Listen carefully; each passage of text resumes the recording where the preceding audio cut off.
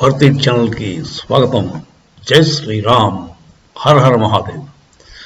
BJP TDP తోటి జనసేన తోటి పొత్తు కుదురుతుంది కదా, దానివల్ల కొంచెం బీజేపీ పరువు పోయిందనే అనుకోవాలి. వాళ్ళ ప్రిన్సిపల్స్ బేసిక్ ఏంటి? They are against corruption and against family rule. ఆ రెండు ఇప్పుడు వదులుకోవాల్సి వచ్చింది.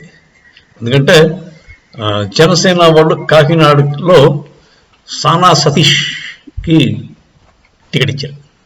సానా సతీష్ అంటే ఎన్ఫోర్స్మెంట్ డైరెక్టరేట్ వాళ్ళు చాలా ఇన్వెస్టిగేట్ చేశారు అతన్ని.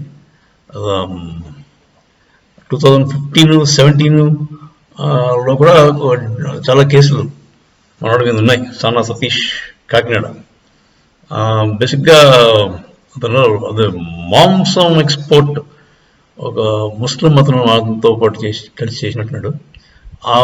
ఆ కేసులో ఈడీ వాళ్ళ దృష్టిలో పడ్డాడు మనవాడు.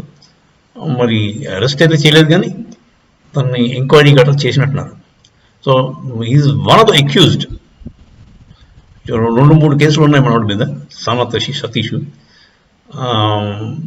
ఈడీ ఎన్ఫోర్స్మెంట్ డైరెక్టరేట్ కేసులే ఉన్నాయి అప్పుడు 2. సో అదండి. ఇప్పుడు అతను మాగుంట్ల రాఘవ్ లిక్కర్ స్కామ్ కేసులో ఉన్నాడు కదా, అతనికి తెలుగుదేశం వారు టికెట్ ఇచ్చారు. సో జనసేన సానా సతీష్కి, తెలుగుదేశం రాఘవ్కి, మాగుంట్ల రాఘవ్.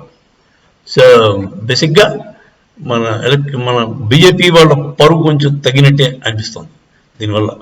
సో బీజేపీ కొంచెం మరి పొత్తులు ఎవరితో కుదుర్చుకుంటారో జాగ్రత్త చూసుకోవాలి. మరి పాలిటిక్స్ అంటే మంచి వాళ్ళు తప్పడం కష్టం.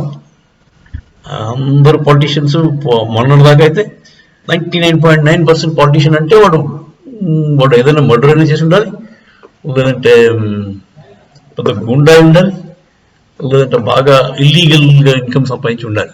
అలా అయితేనే వాడు పాలిటిక్స్లోకి వస్తాడు. ఇదండి ఇలాంటి సిచ్యువేషన్లో మంచివాళ్ళు రావాలి, మంచివాళ్ళే కావాలంటే మరి మడిగట్టు కూర్చుంటే గెలవడం కష్టం. వాజ్పేయి గారి టైంలో పాపం అలాగే ఉండేవారు, వాళ్ళు ముందుకెళ్ళలేపారు.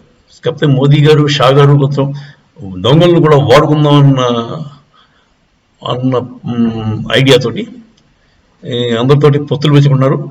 వాళ్ళని మరి ఎంత మట్టుకు వాడుకుంటారో అంత కావాల్సినంత మటుకు వాడుకొని తర్వాత వదిలేదు.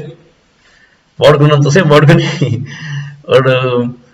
వాడు రెచ్చిపోతుంటే వాళ్ళు మళ్ళీ అరిగెట్టుకోవాల్సిన అవసరం ఎంతైనా ఉంటుంది అని నా ఉద్దేశం. అంటే వీళ్ళకి అవకాశం ఇవ్వాలి, మారితే మారండి, మంచిగా ఉంటే మీరు ఉండండి, పార్టీలో పని చేసుకోండి, ముందుకెళ్ళండి, అంతే.